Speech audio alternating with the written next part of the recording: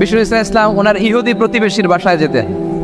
এক ইহুদি কিশোর বিষ্ণু ইসলামের খেদমত করতে, ইহুদি ছেলে আমার নবীর খেদমত করতো, তারা ছিল নবীর প্রতিবেশী। তো অনেক দিন হয় ইহুদি ছেলেটা আসে না। বিশ্বনবী খোঁজ দিলেন ঘটনা কি, একটা ইহুদি ছেলে না আমার খেদমতে আসতো, ছেলেটা কই? খোঁজ নিয়ে জানলেন ছেলেটা অসুস্থ। বিষ্ণু ইসলাম ওই ইহুদির বাড়িতে চলে গেলেন ওই ছেলেটাকে দেখা করার জন্য, ভিজিট করার জন্য। সুবহানাল্লাহ পড়বেন না? গেলেন, যে দেখে ইহুদি ছেলেটা মুমূর্ষ, জান যায় ভাব, বিছানায় পড়ে আছে, তার বাবা দাঁড়ানো। বিশ্বনবী তার মাথার পাশে বসলেন, মাথায় হাত বুলিয়ে দিলেন, আর ছেলেটাকে বললেন আসলিম, হে ইহুদি ছেলে আসলিম, ইসলাম ধর্ম গ্রহণ করো। তো ছোট্ট ছেলে ভাবে আমরা ইহুদি, এখন ইসলাম ধর্ম গ্রহণ করলে আব্বা যদি বকা দেয়, ফানাযারা ইলা ওয়াজহি আবি, ছেলেটা তার বাবার চেহারার দিকে তাকালো, দেখি আব্বা কি কয়। আব্বা যদি বলে তাইলে ইসলাম ধর্ম গ্রহণ করবো। ইহুদি ছেলেটা তার বাবার দিকে যখন তাকালো, ওর বাবা বলে আতিয়া আবুল কাসিম, আবুল কাসিম যা বলে তাই করো। আবুল কাসিম হচ্ছে বিষ্ণু ইসলামের একটা কুনিয়াত, উপনাম। আমার রাসূলের বড় ছেলের নাম ছিল কাসেম। যেমন দেখবেন আমাদের এলাকায় কারো বড় ছেলের নাম যদি হয় আব্দুল্লাহ, এরা আব্দুল্লাহর বাপ বলে ডাকে। কারো বড় মেয়ের নাম যদি হয় ফাতেমা, এরা কি ডাকে? ফাতেমার বাপ বলে না? তো বিষ্ণু ইসলামের বড় ছেলের নাম ছিল কাসেম। ইহুদি বাবা বলল আতিয়া আবুল কাসেম, আবুল কাসেম যা বলে তাই শোনো, মানে মোহাম্মদ যা বলে তাই শোনো। এই কথা শুনে ছেলে সাহস পাইছে, ছেলে আবার পড়তে আরম্ভ করলো আশহাদু আল্লাহ ইলাহা ইল্লাল্লাহ ওয়া আশহাদু আন্না মুহাম্মাদার রাসূলুল্লাহ, পড়েন আল্লাহু আকবার। বিশ্বনবীর আহ্বান শুনে ওই আহ্বানে সাড়া দিয়ে ইহুদি ছেলে শাহাদা পড়ে মুসলমান হয়ে গেল। তার হৃদয়টার ঈমানের নূর দিয়ে আলোকিত করে দিল কে? প্রিয় ভাইরা, এবার রাসূল সাল্লাল্লাহু আলাইহি ওয়াসাল্লাম বের হয়ে আসলেন ঘর থেকে, আর বললেন আলহামদুলিল্লাহিল্লাযী আনকাযাহু মিনান নার, প্রশংসা সে আল্লাহর যে আল্লাহ জাহান্নামে চলে যাচ্ছিল প্রায় এমন একটা লোককে মুহূর্তের মধ্যে কালেমায়ে শাহাদাতের বদৌলতে জান্নাতি বানায় দিলেন। আওয়াজ করে পড়েন সুবহানাল্লাহ। এই হাদিস থেকে আমরা কি শিখলাম? What is the moral of the story? এক নম্বর স্টোরি হলো, প্রতিবেশী ইহুদি হোক হিন্দু হোক, যাবেন, সুসম্পর্ক রাখবেন, উপহার দিবেন, বিপদে পাশে দাঁড়াবেন, তাইলেই তো আপনাদের প্রতি, মুসলমানদের প্রতি তারা আকৃষ্ট হবে, ঠিক কিনা বলেন? আপনি যদি হিন্দুদের সাথে বৌদ্ধদের সাথে নাই মিশেন, নাস্তিকের কাছে নাই যান, তো ইসলামের সৌন্দর্যটা ওরা বুঝবে কেমনে? আমার অনেক হিন্দু পরিচিত ভাই আছে, ওরা আমাদের ইফতারির প্রোগ্রামে এসে একসাথে ইফতারি করে। অনেক মদখোর আমার সাথে বসে একসাথে ডিনার করে, হাফ প্যান্ট পরা, গলায় স্বর্ণের চেইন, হাতে স্বর্ণের ব্রেসলেট, আইসা আমার সাথে ডিনার করছে, আছে এরকম। গাঁজাখোর, আমি বলি আসো, ওয়েলকাম টু মাই ডিনার, আসো বসো। বসলেই তো আমি ওর ডিএনএ, চিন্তার ডিএনএ চেঞ্জ করে দেওয়ার সুযোগ পাবো। চিল্লায় বলো ঠিক কি না? আসতে হবে আমার কাছে। Our door is open, the door of Islam is open 24/7। সব সময় আমাদের ইসলামের দরজা আমার অমুসলিম ভাইদের জন্য খোলা আছে, না নাই? এই হাদিস থেকে দুইটা শিক্ষা। এক নম্বর শিক্ষা, প্রতিবেশী মুসলিম হোক অমুসলিম হোক, যান, অসুস্থ হলে একটু আপেল নিয়ে যান, আঙ্গুর নিয়ে যান, কমলা নিয়ে যান, তাদের সাথে ভালো আচরণ করেন। ইসলামের বিউটি দেখে, সৌন্দর্য দেখে অবাক হবে, নসিব ভালো হলে কোনোদিন কালিমা পড়ে মুসলমান হয়ে যাবে, ঠিক কিনা বলেন? তাহলে অমুসলিমের সাথে ভালো সম্পর্ক। বিশ্বনবী ইহুদির বাড়িতে গেলেন, ইহুদির বাড়ি, আর আমার মুসলমান ভাই আমার কাফের বলে, এরকম আছে না নাই? মুসলিমরা দেখতে পারে না, সহ্য করতে পারে। বিশ্বনবী সাল্লাল্লাহু আলাইহি ওয়াসাল্লাম ইহুদির বাড়িতে গেলেন, এটা একটা শিক্ষা। আরেকটা শিক্ষা হলো, ভাইয়েরা ধাক্কা মারে এসে সামনে এসে কি লাভ? প্রোগ্রাম তো শেষ হচ্ছে, এখনই শেষ হচ্ছে। তো এই যে আমাদের বকশি ভাই ওয়াদা নিল, হাত তোলালো, মিম বলে এত কথা বললো, তো আমি জেলায় জেলায় দিয়ে খালি হাত নাড়াই তোমাদের জন্য নাকি? হ্যাঁ, হাত নাড়াই শুধু। এই ধাক্কাইতে ধাক্কাইতে এদিকে এসে হাত নাড়াইতেছে, হয়েছে তো, দেখলাম তো, ঠিক আছে, মাশাআল্লাহ, অনেক সুশৃঙ্খল, অন্যান্য যে কোনো জেলার জন্য সুশৃঙ্খল। আমার দিকে তাকাও, আমার দিকে তাকাও, ঠিক আছে। এই যে দাঁড়িয়ে আছে, একটা ছেলে নড়ে না, দেখছেন? মাশাআল্লাহ মাশাআল্লাহ মাশাআল্লাহ। হ্যাঁ, এইভাবেই। আর কয়েকটা মজাদার কথা আছে, শোনো। এই হাদিস থেকে আমাদের শিক্ষা হলো, আমার প্রতিবেশী যেই ধর্মের হোক আমি সম্পর্ক রাখবো। অসুস্থ হলে যাব, কি বলেন ভাইরা? যাবেন না? যাবেন না আপনারা? আচ্ছা, 2 নম্বর শিক্ষা হলো, বিষ্ণু ইসলামের খাদেম ছিল ইহুদি, এতদিন খেদমত করলো, একদিনও বিশ্বনবী ওরা কালিমার দাওয়াত দেয় নাই। কারণ কি? বিশ্বনবী একটা ভালো সময়ের অপেক্ষা করতেছিলেন, প্রপার টাইমিং। দায়ীর কাজ হচ্ছে দায়ী ইলাল্লাহ, সে হচ্ছে সুযোগ সন্ধানী। দায়ী সুযোগ খোঁজে, কখন দাওয়া দিলে ব্যাটে বলে হবে, ঝোপ বোঝে কোপ মারে, ঠিক কিনা বলেন? বিষ্ণু ইসলাম ভালো সময়ের অপেক্ষা করতেছিলেন, দেখি ভালো সময় আসুক আসুক আসুক আসুক। আস্তে আস্তে এমন সময় আসছে, ছেলে এবার মুমূর্ষ, অসুস্থ ব্যক্তির হৃদয় অত্যন্ত নরম থাকে। হসপিটালে যখন কেউ যায় তার হৃদয়টা বড্ড নরম থাকে, মৃত্যুর ভয়ে তার অন্তরটা নরম থাকে, ঠিক কিনা বলেন? এই প্রপার টাইমিং এর অপেক্ষা করতেছিলেন। যখনই টাইমিং পেয়েছেন দাওয়াত দিলেন, পড়ো লা ইলাহা ইল্লাল্লাহ, সুবহানাল্লাহ পড়েন সবাই। তাহলে ইসলাম অমুসলিম প্রতিবেশীর সাথে ভালো আচরণ করতে বলেন। ইসলাম অমুসলিম মাতা পিতার সাথেও ভালো আচরণ করতে হবে। মাতা পিতা যদি অমুসলিম হয় তারা ফেলে দিতে পারবেন? পারবেন? আমার লালমনিরহাটের ভাইরা, অনেক হিন্দু ছেলে আমাদের হাতে শাহাদা পড়ে মুসলিম হয়, কিন্তু ওর মা মুসলমান হয় নাই, বাবাও হয় নাই। এরকম আছে না নাই? তো ও হয়েছে মুসলিম, মা বাপ হিন্দু, এখন মা বাপ কি বাদ? হ্যাঁ, মা বাপ বাদ দেয়া যাবে? যেই মা আপনার 9 মাস 8 মাস পেটে ধারণ করলো, আপনার মায়ের নার ছেঁড়া তখন আপনি ওই মারে বাদ দিতে পারবেন? যে মায়ের বুকের তাজা দুধ খেয়ে আপনি আজকে বাড়ন্ত তাজা তরতাজা, ওই মারে বাদ দেওয়া যাবে?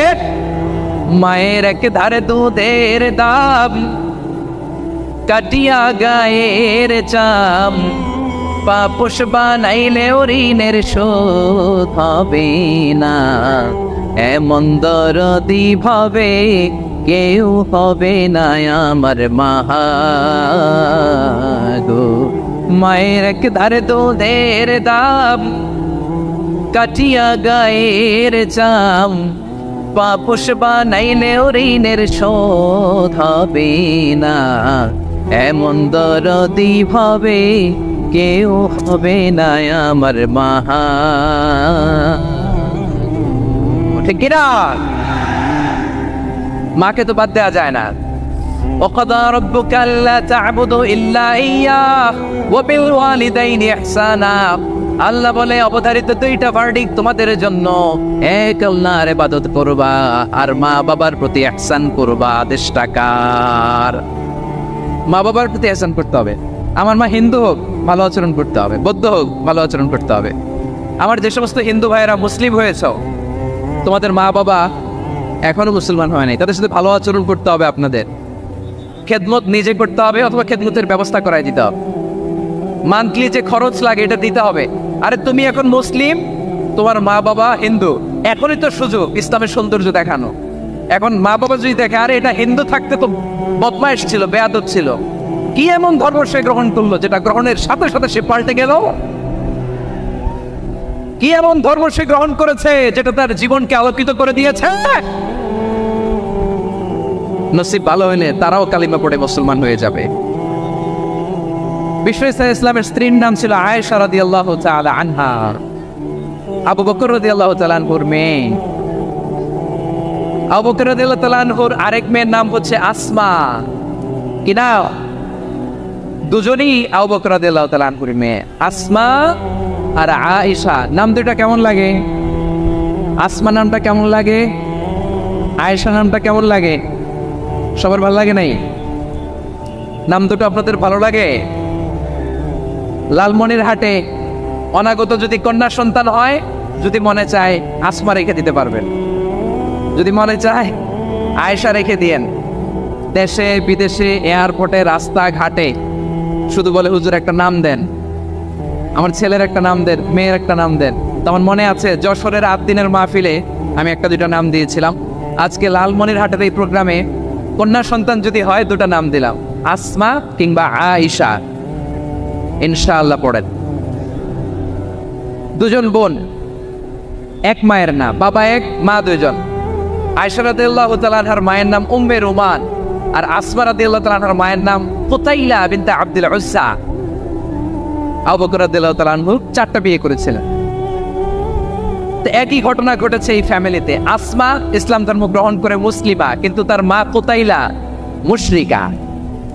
আই রিপিট, বোঝার জন্য আমি আবারও বলি, আসমা রাদিয়াল্লাহু তাআলা আনহা মুসলিমা, আর আসমার মা কোতাইলা, আওয়াজ করে বুঝে থাকলে বলেন, আসমার মা মুশরিকা। তার মানে মেয়ে মুসলিম, মা মুসলিম, বেজাল আছে না নাই? কিন্তু কোতাইলা আর ধৈর্য ধারণ করতে পারে না। নার ছেড়া ধন, কলিজার টুকরা ধন, কলিজার টুকরা সন্তান আসমারে দেখতে বড্ড মন চায়। সাইয়েদনা আসমা রাদিয়াল্লাহু তাআলা আনহা মক্কা থেকে হিজরত করে মদিনায় চলে গেলেন। হুদাইবিয়ার পর যখন মক্কা মদিনার ট্রাফিক স্বাভাবিক হলো, মক্কার লোক মদিনায় যায়, মদিনার লোক মক্কায় আসে। কোচাইলা কলিজার টুকরা সন্তান আসমারে দেখার জন্য কিছু উপহার নিয়ে বিশাল মরুপথ পাড়ি দিয়ে মক্কা থেকে মদিনায় যায়। সুবহানাল্লাহ বলেন। এখন মা আসছে মেয়ের সাথে দেখা করতে, মেয়ে তো আর দেখা দেয় না। মেয়ে ভাবছে আমার মা তো মুশরিকা, অপবিত্রা, তার সাথে কি দেখা দেয়া যাবে? বিশ্বনবীর দরবারে চলে গেলেন। সুবহানাল্লাহ বলেন। কি সৌভাগ্যবান ছিল তারা, মাসলা জানার দরকার হলেই নবীর দরবারে চলে যেত। ঘরে বউয়ের সাথে ঝগড়া হলে নবীর দরবারে চলে যেত। অনেক সাহাবী বলে আমার পেটে ক্ষুধা লাগলেও আমি নবীর কাছে চলে যেতাম, কারণ নবীর চেহারার দিকে তাকালেই আমার পেটের ক্ষুধা মিটে যেত। সাইয়েদনা আসমা রাদিয়াল্লাহু তাআলা আনহা বিশ্বনবীর কাছে চলে গেলেন, যে বললেন ইয়া রাসূলুল্লাহ, হে ইয়া হাবিবাল্লাহ, ইন্না উম্মি কাদিমাতুন ইলাইয়া ওয়া হিয়া রাগিবা। আমার মা মক্কা থেকে অনেক দূর মরুর পথ পাড়ি দিয়ে উপহার সামগ্রী নিয়ে মদিনায় আমার সাথে দেখা করতে এসেছে গো নবী। আমার জানতে বড্ড ইচ্ছে হয় আমি আমার মুশরিকা মাখা করতে পারবো কিনা।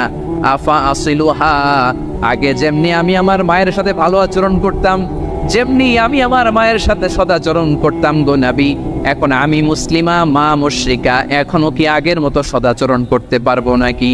বিশ্বনবী বললেন নাম সিলিহা, এরে আসমা, অবশ্যই অবশ্যই, আগে ঠিক যেমন তুমি তোমার মায়ের সাথে ভালো আচরণ করতে, এখনো তেমনি আগের মতো ভালো আচরণ করবা। আওয়াজ করে পড়েন সুবহানাল্লাহ। কি ইসলাম আমরা পেয়েছি! কত ব্রড মাইন্ডেড আমাদের ইসলাম, কত ওপেন মাইন্ডেড ইসলাম, কত ওপেন আপ করতে পারে, চিন্তা করতে পারেন। বিশ্বনবী বললেন হ্যাঁ অবশ্যই, নাম সুলিহা, আগে যেমনি ভালো আচরণ করছো আসমা, এখন ওইরকমই করো, পারলে আরো বাড়াই করো। সুবহানাল্লাহ বলেন। তাহলে আমার যে হিন্দু ভাইয়েরা, হিন্দু বোনেরা, ইমানের বদৌলতে দৌলতে আপনি ধন্য হয়েছেন, আপনার আম্মা আব্বা এখনো মুসলমান হয় নাই, তাদের জন্য দোয়া করেন, তাদের জন্য দোয়া করেন, আল্লাহ যেন তাদেরকেও ইমানের দৌলত দান করে। আমরা সবাই পড়ি আমিন, আরো জোরে পড়েন আমিন। এখন বলেন, ইসলাম কি ন্যারো মাইন্ডেড রিলিজিয়ান না ব্রড মাইন্ডেড? লালমনিরহাটের যুবক ভাইরা আওয়াজ করো, ইসলাম কি ন্যারো মাইন্ডেড না ব্রড মাইন্ডেড? কতটা ব্রড মাইন্ডেড দেখেন। বিশ্বনবী সাল্লাল্লাহু আলাইহি সাল্লাম অমুসলিমরা যদি নবীকে উপহার দিত, ওই উপহারও বিশ্বনবী গ্রহণ করতেন। সুবহানাল্লাহ পড়েন। আপনার অমুসলিম বন্ধু যদি উপহার দেয়, সেটাও আপনি নিতে পারবেন, যেটা নেওয়া জায়েজ। কিন্তু আপনার বন্ধু যদি আপনার মদের বোতল দেয়, নিতে পারবেন? হ্যাঁ, মদের বোতল দিলে পারবেন। আপনার বন্ধু যদি আপনার পর্ক দেয়, পর্ক, শুকরের গোশত মিশ্রিত কোনো খাবার, ওটা নিতে পারবেন না। হালাল যে কোনো জিনিস নিতে পারবেন। বিশ্বনবী সাল্লাল্লাহু আলাইহি ওয়াসাল্লাম অমুসলিমদের দেয়া হাদিয়া গ্রহণ করতেন। কেমন নবী ছিলেন? আমার নবীরে চিনে নেন, আমার নবীর অ্যাটিটিউড জেনে নেন। বিশ্বনবী সাল্লাল্লাহু আলাইহি ওয়াসাল্লাম যখন কোনো জনপদে যেতেন, 3টা অপশন নিয়ে যেতেন। প্রিয় ভাইয়েরা আওয়াজ করে বলতে হবে, কোনো জনপদে গেলে আমার নবীর অপশন থাকতো কয়টা? আমার মতো 3 আঙ্গুল উঁচু করে দেখান আর বলুন, আমার নবী কোনো জনপদে গেলে কয়টা অপশন নিয়ে যেতেন? 1 নম্বর অপশন আসলিম তাসলাম। নতুন এলাকায় গেলে বলতেন আসলিম তাসলাম, ইসলাম ধর্ম গ্রহণ করো, শান্তিতে থাকবা, আমার ভাই হয়ে যাবো, আমরা ভাই ভাই, ইসলাম মানো, আমরা ভাই ভাই। অপশন নাম্বার কত? 1। যদি বলে না ইসলাম মানবো না, ওকে, অপশন নাম্বার 2, মুসলিম হওয়ার দরকার নাই, লা ইকরাহা ফিদ্দিন, ইসলামে কোনো বাড়াবাড়ি নাই। খ্রিস্টান আছো থাকো, বৌদ্ধ আছো থাকো, ইহুদি থাকতে চাও থাকো, কিন্তু আমরা যেহেতু রিজিওনাল সুপার পাওয়ার, আমাদের আন্ডারে থাকো, ট্যাক্স দিয়া থাকো, এটার বলে জিজিয়া। আলেম যারা আছেন বুঝবেন, এটার আরবিতে কি বলে? জিজিয়া। You pay us the tax, we will give you the security. তোমরা ট্যাক্স দিবা, আমরা সিকিউরিটি দিব, আমাদের আওতায় থাকবা, কেউ তোমাদেরকে আক্রমণ করতে পারবে না, আমরা নিরাপত্তা দিব। সুবহানাল্লাহ বলেন। এটা অপশন নাম্বার কত? আচ্ছা, বুঝে থাকলে বলেন 1 নাম্বার অপশন কি ছিল? ইসলাম। ইসলাম মানো শান্তিতে থাকবা, ভাই ভাই, আমরা ভাই ভাই। অপশন নাম্বার 2, ট্যাক্স দাও, আমরা নিরাপত্তা দিব, মুসলিম হওয়া লাগবে না। এখন 1 নাম্বারও মানে না, 2 নাম্বারও মানে না, মুসলিম হবো না, ভালো খ্রিস্টান থাকো, ট্যাক্স দাও, আমরা সিকিউরিটি দিব না, এইটাও মানে না। বিষ্ণু বলেন তাহলে তলোয়ার আমাদের আর তোমাদের মাঝে ফয়সালা করবে, মুসলিমও হওয়া না, ট্যাক্স দিবা, নিরাপত্তা দিব, আমরা সুপার পাওয়ার, আমাদের আন্ডারে থাকবে, এইটাও না। তাহলে তোমাদেরকে তো আমরা বিশ্বাস করতে পারি না, কখন না কখন বিশ্বাসঘাতকতা করো, কার সাথে মিলে হাত মিলাও, তলোয়ার আমাদের মাঝে ফয়সালা করবে। তখন তিনি জেহাদের সশস্ত্র সংগ্রামের ঘোষণা দিতেন। সুবহানাল্লাহ পড়েন। দেখেন, পশ্চিমারা জেহাদকে এইভাবে চিত্রায়িত করে না। ওরা জেহাদ বলতে বোঝায় তলোয়ার, হাত কাটো, গলা কাটো না। জেহাদ সশস্ত্র সংগ্রাম 3 নম্বরে। অধিকাংশ ক্ষেত্রেই বিশ্বনবীর সুন্দর আচরণ দেখে, আরে আমার নবীর যে নুরানি চেহারা, অনেকে তো কেবল সির্ফ চেহারাটা দেখেই কালিমা পড়ে মুসলমান হয়ে গিয়েছে। যারা মুসলিম হয় নাই তারা তাদের ইসলামেই বলবৎ ছিল, ট্যাক্স দিয়ে ইসলামের আন্ডারে ছিল। যারা এটাও মানে নাই ওইটাও মানে নাই, তাদের বিরুদ্ধে জেহাদ। বিষ্ণু ইসলাম 7ম হিজরিতে যখন খায়বার বিজয়ের পরে ইসলাম রিজিওনাল সুপার পাওয়ার হিসেবে আত্মপ্রকাশ করলো, বিশ্বনবী চিঠি লিখলেন অন্যান্য সুপার পাওয়ারের কাছে, রাষ্ট্রীয় চিঠি লেখে এক রাষ্ট্রপ্রধান আরেক রাষ্ট্রপ্রধানের কাছে, ঠিক কিনা বলেন? জানেন না আপনারা? এই যে 24-এর ছাত্র নাগরিক অভ্যুত্থানে, এই অভ্যুত্থান যখন শুরু হয়, আমি তখন সাউথ আফ্রিকাতে একটা স্ট্যাটাস দিয়েছিলাম, গোটা নয় গোটা দেশ সংস্কার করা লাগবে। শুধু বাংলাদেশ নয়, সারা বিশ্বের বাংলা ভাষাভাষী লোকেরা এই আন্দোলনের সাথে সমর্থন তারা করেছে, এটাকে সাপোর্ট করেছে, তারা সমর্থন দিয়েছে। আমাদের ইউনাইটেড আরব আমিরাতের বাংলাদেশি ভাইয়েরা তারা সেখানে রাস্তায় নেমে এসেছিল, জানেন?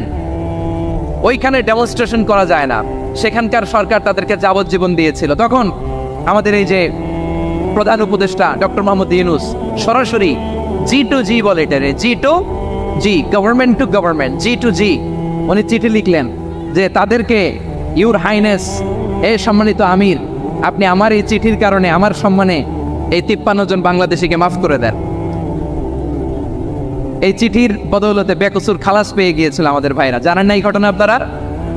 তাহলে গভর্নমেন্ট টু গভর্নমেন্ট চিঠি দেওয়া হয়। 7ম হিজরিতে বিষ্ণু ইসলাম সব সুপার পাওয়ারের কাছে চিঠি দিলেন, রোমান সম্রাটের কাছে, পারস্য অধিপতির কাছে, মিশরের অধিপতির কাছে, সবার কাছে চিঠি লিখলেন। চিঠির ভাষা ছিল এরকম, মিন মুহাম্মাদিন রাসূলিল্লাহ ইলা মুকাওকিস আযীমিল কিবত, মুহাম্মদ রাসূলুল্লাহর পক্ষ থেকে মিশরের বাদশার কাছে, আসলিম তাসলাম, ইসলাম মানো শান্তিতে থাকবা, সালামুন আলা মান ইত্তাবাআল হুদা, শান্তি তার জন্য যে হেদায়েতের অনুসরণ করে। সুবহানাল্লাহ পড়েন। তো এই চিঠি অনেকে ভালোভাবে রিসিভ করেছে, অনেকে এই চিঠি পাওয়ার পরে নবীর কাছে আবার ইন রিটার্ন উপহার পাঠিয়েছে। কি পাঠিয়েছে? উপহার। মিশরের বাদশা মুকাওকিস তিনি বিশ্বনবীকে বিশাল এক উপহারের ডালি পাঠিয়েছেন। মিশরের বাদশা মুকাওকিস ছিলেন ধর্মে খ্রিস্টান। লালমনিরহাটের ভাইয়েরা আওয়াজ করে বলেন, মিশরের বাদশা ধর্মে কি ছিল? খ্রিস্টান। কি উপহার দিয়েছিল আমার নবীকে? শুনতে মনে চায়? আওয়াজ নাই লালমনিরহাটের গলায়, শুনতে মনে চায়? 1000 স্বর্ণমুদ্রা, 1000 স্বর্ণমুদ্রা। 2টা খ্রিস্টান দাসী, একজনের নাম মারিয়া বিনতে শামউন আল কিবতিয়া, আরেকজনের নাম সিরিন বিনতে শামউন আল কিবতিয়া। একজন খ্রিস্টান দাস 20 থান কাপড় জামা বানানোর জন্য, আমরা নবী যেন সেলাই করে জামা বানাতে পারে, এজন্য 20 থান কাপড়, 20 থান ফাইন গার্মেন্ট। সুবহানাল্লাহ পড়বেন না? এরপরে একটা গাধা, যেটার নাম ছিল উফাইর, আর একটা খচ্চর, এটার নাম ছিল দুলদুল। খচ্চর চিনেন? গাধা আর ঘোড়ার ক্রসিং এ যে প্রাণীটা দুনিয়াতে আসে ওটার খচ্চর বলে। তো এই যে সুপার পাওয়ার খ্রিস্টান বাদশার কাছে নবী চিঠি লিখলেন, ওই খ্রিস্টান বাদশা আমার নবীকে উপহার দিল। বিশ্বনবী এই উপহারগুলো সানন্দে গ্রহণ করেছে। সুবহানাল্লাহ পড়বেন না? তাহলে অমুসলিম কেউ যদি আপনাকে উপহার দেয়, হালাল উপহার হলে আপনি গ্রহণ করতে পারবেন। অনুরূপভাবে পারস্যের বাদশা, রোম সম্রাট, বিশ্বনবীকে উপহার পাঠিয়েছেন, আমার নবী সবগুলো উপহার গিফট গ্রহণ করেছেন। সুবহানাল্লাহ বলেন। তাহলে প্রিয় লালমনিরহাট, আওয়াজ করে বলুন, ইসলাম কি ন্যারো মাইন্ডেড রিলিজিয়ন না ব্রড মাইন্ডেড? আম্মাজান আয়েশার কাছে মাসালা জানতে চায় মেয়েরা, হে আম্মাজান, অগ্নি উপাসকেরা তাদের ঈদের দিন নওরোজের সময় আমাদেরকে পাখি দেয়, নেওয়া যাবে? উনি বললেন, ওরা জবাই করে দিলে নেওয়া যাবে না, কিন্তু ওরা যদি ফলমূল এরকম খাবার দেয় এগুলো নেওয়া যাবে। তার মানে অমুসলিমদের দেয়া উপহার এটা গ্রহণ করা যায়। সুবহানাল্লাহ বলেন। শুধু তাই নয়, বিশ্বনবী সাল্লাল্লাহু আলাইহি ওয়াসাল্লাম অমুসলিমদের সাথে আর্থিক লেনদেনও করেছেন, ফিনান্সিয়াল ডিলিং করেছেন। অমুসলিমদের সাথে প্রয়োজনে আপনি ফিনান্সিয়াল ডিলিং করতে পারবেন। আমরা প্রায় দেখি বাজারের মিষ্টির দোকানগুলো আমার হিন্দু ভাইদের। লালমনিরহাটে মিষ্টির দোকান, দইয়ের দোকান কারা চালায়? হিন্দুরা চালায় না। তারপরে যে বারবার সব চুল কাটে যে নাপিত, অধিকাংশ নাপিতের দোকানে কারা? আমার হিন্দু ভাইরা। তা আপনি চুল কাটতে পারবেন কিনা? পারবেন কিনা বলেন? পারবেন। তার দোকান থেকে দই মিষ্টি কিনতে পারবেন কিনা? হ্যাঁ, আমার মুসলিম ভাইয়ের দোকান থাকলে ওইটার আমি বেশি প্রায়োরিটি দিব, ঠিক কিনা? কিন্তু যদি তাদের সার্ভিস নিতে চান, প্রোডাক্ট নিতে চান, পারবেন। তার দলিল সহিহ বুখারী, আম্মা জান আয়েশা রাদিয়াল্লাহু তাআলা আনহা বলেন, ইশতারা রাসূলুল্লাহ সাল্লাল্লাহু আলাইহি ওয়াসাল্লাম মিন ইয়াহুদিন তুআমান ওয়া রাহানাহু দিরআহু মিন হাদিদ। রাসূল সাল্লাল্লাহু আলাইহি ওয়াসাল্লাম এক ইহুদির কাছ থেকে, কার কাছ থেকে? সবাই বলে নাই কার কাছ থেকে? আমার নবী, পেয়ারা নবী এক ইহুদির কাছ থেকে জব কিনেছিল, জব, বার্লি, যেটা দিয়ে রুটি বানায়। ওই জবের দাম দেওয়ার টাকা পয়সা নবীর কাছে ছিল না, ফলে নবী ওনার একটা পোশাককে মর্গেজ রেখেছিলেন, মর্গেজ, বন্ধক, যে এখন এটার দাম দিতে পারবো না, কয়েক কেজি বার্লি নিয়ে যাই আর বন্ধক হিসেবে আমার জামাটা রেখে গেলাম, যেদিন দাম দিব ওই দিন জামাটা ছুটায় নিয়ে যাও। সুবহানাল্লাহ পড়বেন না? বাকিতে নিছিলেন, বাকিতে।